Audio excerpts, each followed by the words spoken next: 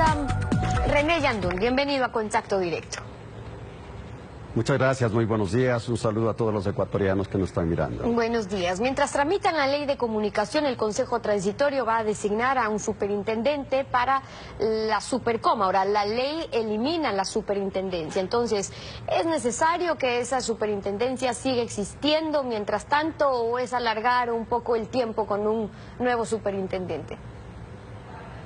Considero que más bien es oportuno, porque lo que se trata en este momento al nombrar el nuevo presidente de la Supercom es llegar a hacer un análisis, un estudio y una evaluación de todo lo acontecido anteriormente, catastróficamente dirigido por el señor Ochoa. Y ello tiene que responder, si es que es administrativo o si es que es judicial, a los entes que corresponda para que sea juzgado y para que quede constancia de la administración pasada que fue fatal. Ayer Andrés Michelena, el secretario de Comunicación, decía que en 5 años hubo 755 sanciones a medios de comunicación, que el superintendente tendrá que revisar ahora las sanciones emitidas por Carlos Ochoa, por el ex superintendente. A eso es prácticamente a lo que se va a dedicar, porque las otras atribuciones que tenía, las sanciones administrativas, por ejemplo, ya no correspondería. Bueno, en todo caso, lo que se necesita es hacer un seguimiento para poder determinar responsabilidades a través de la justicia.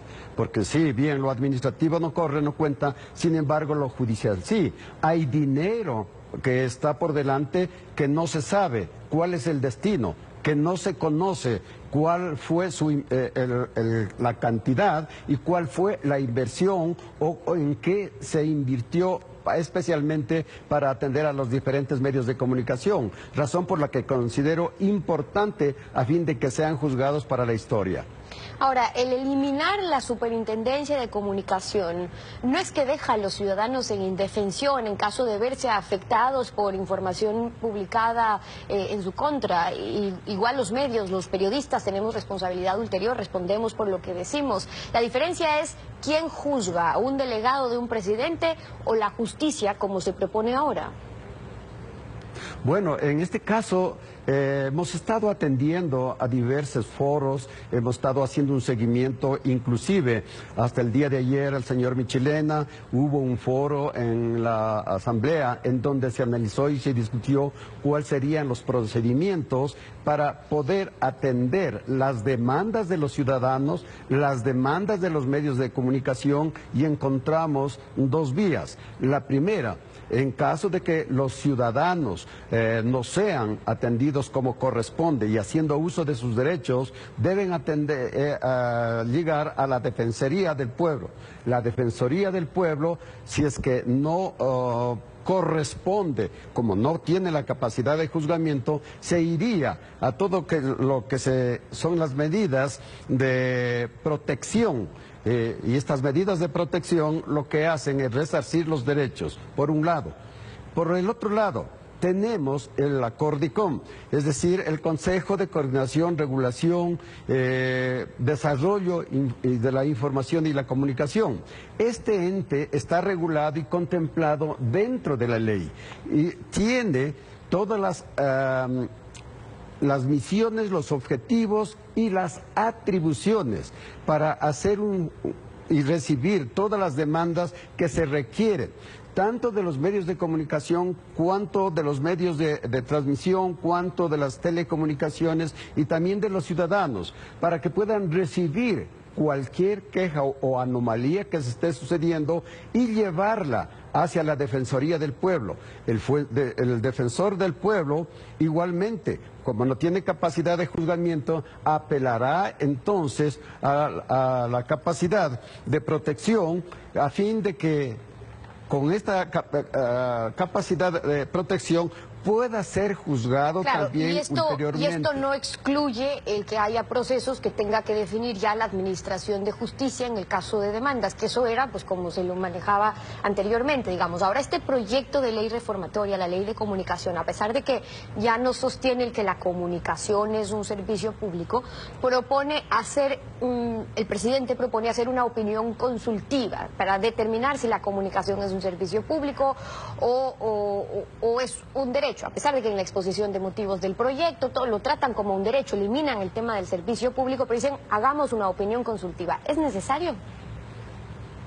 Es indispensable, porque nosotros en la consulta popular en el año 2015 prácticamente se reformó el artículo 384 de la Constitución.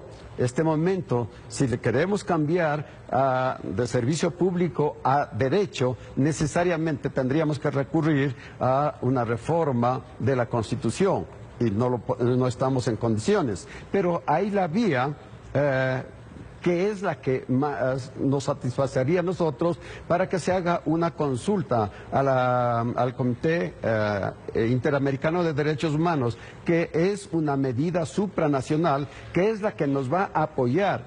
Y, desde luego, que ya está constando dentro de esta ley que ya es un derecho la libertad de expresión y de pensamiento, razón por la que hay la buena voluntad por parte del presidente de la República al que se dé este tratamiento ya de derecho y no de servicio público.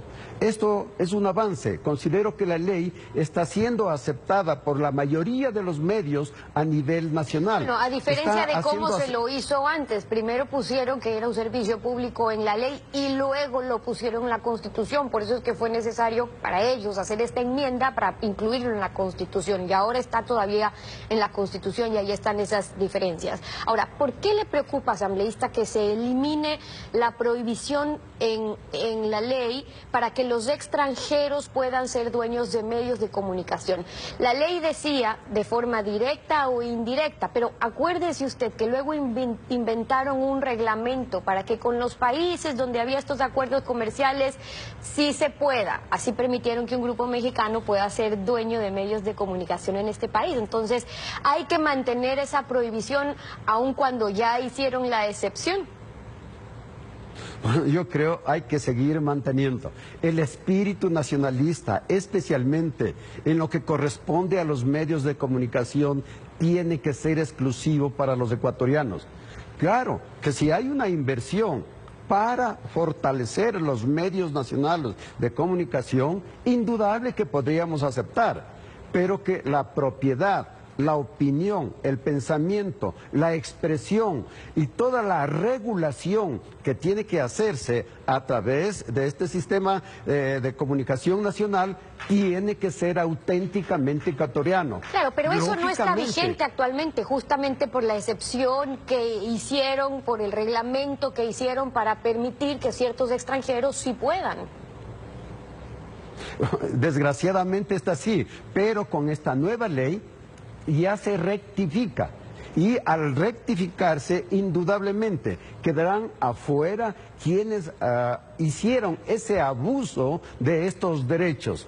Por tanto, yo considero de que nosotros estamos amparados por el Comité de Derechos Internacionales de los Derechos Humanos, estamos amparados con la UNESCO, estamos amparados con signatarios de Chapultepec en 1994, razón por la que si no podemos hacerlo internamente estos cambios, tenemos que recurrir al campo internacional, que nos está favoreciendo lo que queremos hacer en estos cambios, que a mi parecer esta ley guarda todos aquellos principios, tanto de libertad de opinión, cuanto de libertad de expresión, cuanto la de libertad de difusión. Claro que hay la autorregulación también, y esa autorregulación nos lleva al campo deontológico, al código deontológico, y ello nos da también la garantía para que no solamente este código regule a los medios, sino que haya un ente regulador también